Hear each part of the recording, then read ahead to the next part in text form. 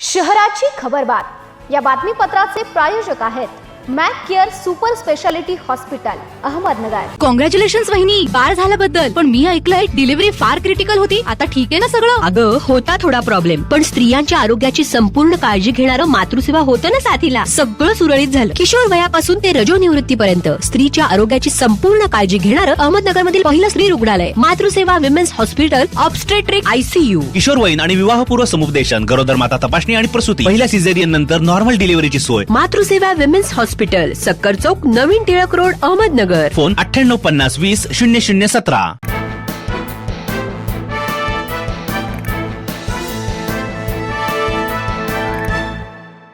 नमस्कार, मी साक्षी, न्यूज 24 सह्याद्रीमध्ये तुमचं स्वागत। पाहूया अहिल्यानगर शहरातील महत्त्वपूर्ण बातम्यांचा आढावा शहराची खबर बातमीमध्ये। महात्मा फुले जनआरोग्य योजनेअंतर्गत रुग्णांना उपचारासाठी खासगी व जिल्हा रुग्णालयामध्ये धाव घ्यावी लागत होती, मात्र राज्य सरकारने प्राथमिक आरोग्य केंद्राचा देखील या योजनेत समावेश केला। आता जिल्ह्यातील 102 प्राथमिक आरोग्य केंद्र व महापालिकेअंतर्गत असलेल्या नगर शहरातील 8 रुग्णालयात महात्मा फुले जनआरोग्य योजनेअंतर्गत रुग्णांना उपचार मिळणार आहे। महापालिका निवडणुकीसाठी विभागीय आयुक्तांनी शनिवारी 6 निवडणूक निर्णय अधिकारी व 6 सहाय्यक निवडणूक निर्णय अधिकाऱ्यांची नियुक्ती केली। निवडणुकीच्या घोषणेची ही पूर्वतयारी असून आता निवडणूक कार्यक्रम कधी जाहीर होणार याची प्रतीक्षा लागली आहे। सोमवार नंतर कोणत्याही क्षणी निवडणुकीचा बिगुल वाजणार असं स्पष्ट होत आहे।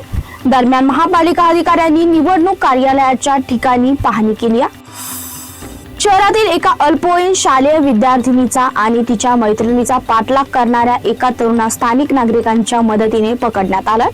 संतप्त नागरिकांनी तरुणाला जाब विचारला असता त्यांनी त्यांच्या समोर झटापट करण्याचा प्रयत्न केला। दीपक बाळू वायभासे असे त्याचं नाव असून त्याच्या विरुद्ध कोतवाली पोलीस ठाण्यात गुन्हा दाखल करण्यात आलाय।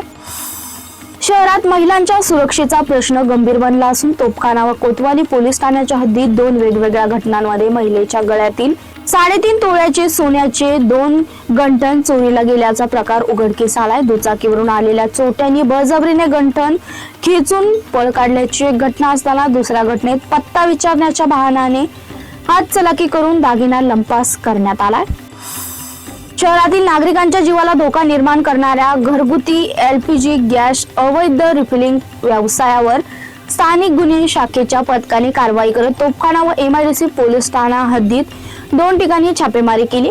या कारवाईत 2 युवकांना ताब्यात घेण्यात आलं असून 66,100 रुपयांचा मुद्देमाल जप्त करण्यात आला। शनिवारी स्थानिक गुन्हे शाखेचे पथक शहरात गस्त घालत असताना पोलीस अंमलदार लक्ष्मण खोकले यांना माहिती मिळाली। शहराची खबर बातमीमध्ये इथेच सांगतोय। तुम्ही पात्रा न्यूज 24 सह्याद्री।